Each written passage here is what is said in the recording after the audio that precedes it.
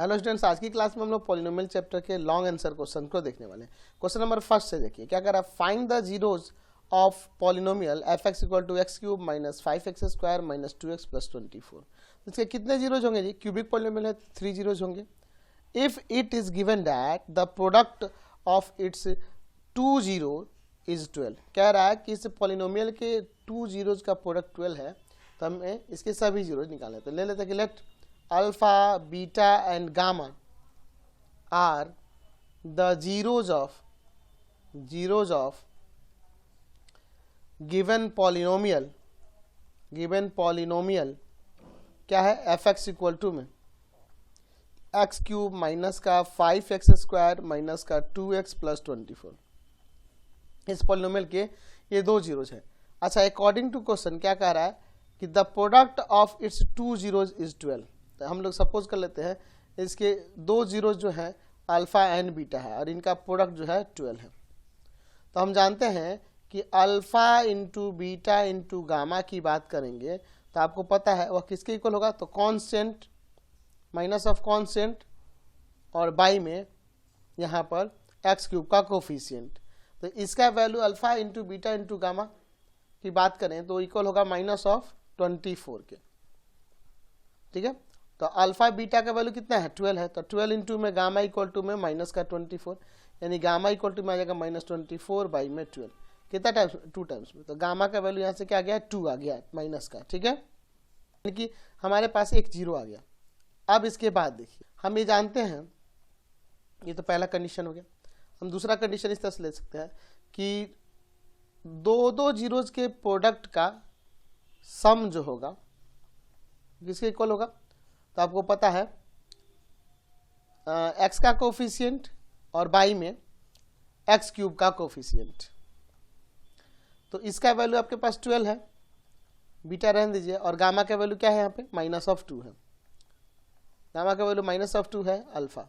ठीक है, equal to minus 2। चलिए अब इसके बाद देखिए यहाँ हो जाएगा आपका 2l माइनस का 2 बीटा, ठीक है, माइनस का 2 alpha equal to minus of 2। इन दोनों को उधर लेते हैं और 2 किधर आता है, तो 2l प्लस का 2, और ये दोनों जाके उधर प्लस का और 2 कॉमन कर लेते हैं। ठीक है, यानी ये हो जाएगा आपका कितना 14 इक्वल टू में 2 इंटू में अल्फा प्लस बीटा, ये जाएगा डिवाइड में, तो यहाँ पे आ जाएगा 7। अल्फा प्लस बीटा का वैल्यू क्या आ गया 7 आ गया। तो यहाँ पर अल्फा प्लस बीटा का वैल्यू 7 है। हाँ, इसको इक्वेशन फर्स्ट मान लेते हैं, और हमारे पास ऊपर अल्फा इंटू बीटा जो है 12 है। तो यहाँ से बीटा का वैल्यू क्या आ जाएगा 12 बाई में अल्फा लिख सकते हैं कि नहीं, तो अब इसको पुट कर सकते हैं। Put beta equal to 12 by alpha in equation first, इसमें पुट करते हैं, यानी अल्फा ऐसे ही रहेगा, बीटा की जगह पे क्या हो जाएगा 12 by alpha equal to 7। LCM लेते हैं अल्फा स्क्वायर प्लस का 12 इक्वल टू 7, ये जाकर उधर मल्टीप्लाई करेगा, अल्फा स्क्वायर प्लस का 12 इक्वल टू 7 अल्फा, इधर लाते हैं alpha square minus 7 alpha plus 12 equal to में 0। अब इसका फैक्टर कर लेते हैं, अल्फा स्क्वायर माइनस का 3 अल्फा माइनस का 4 अल्फा प्लस का 12 इक्वल टू 0। इन दोनों में कॉमन है अल्फा माइनस का 3, यहाँ माइनस 4 कॉमन, अल्फा माइनस का 3, दोनों ब्रैकेट में सेम आ गया है ना। तो कॉमन कर लेते हैं यहाँ पर अल्फा माइनस 3, यहाँ बच जाएगा अल्फा, यहाँ बच जाएगा 4। तो अलग अलग यहाँ से करेंगे तो alpha minus 3 equal to 0 and alpha minus का 4 इक्वल टू 0। तो अल्फा का वैल्यू यहाँ से 3 और यहाँ अल्फा का वैल्यू 4।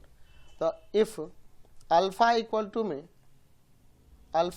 में 3 देन बीटा इक्वल टू क्या हो जाएगा, तो बीटा इक्वल टू था आपका, ऊपर देख लीजिए एक बार, मैं फिर से दिखा देता हूँ। बीटा इक्वल टू था 12 बाई अल्फा, 12 बाई अल्फा, तो अल्फा यानी कि 12 बाई 3 4 आ जाएगा। और इफ अल्फा इक्वल टू में 4 देन बीटा इक्वल टू में 12 बाई अल्फा यानी कि 4 3।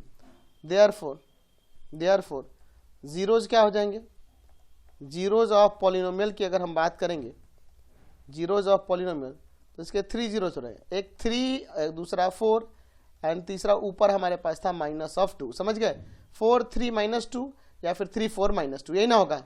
नेक्स्ट क्वेश्चन देखिए 2 number, if the zero of the polynomial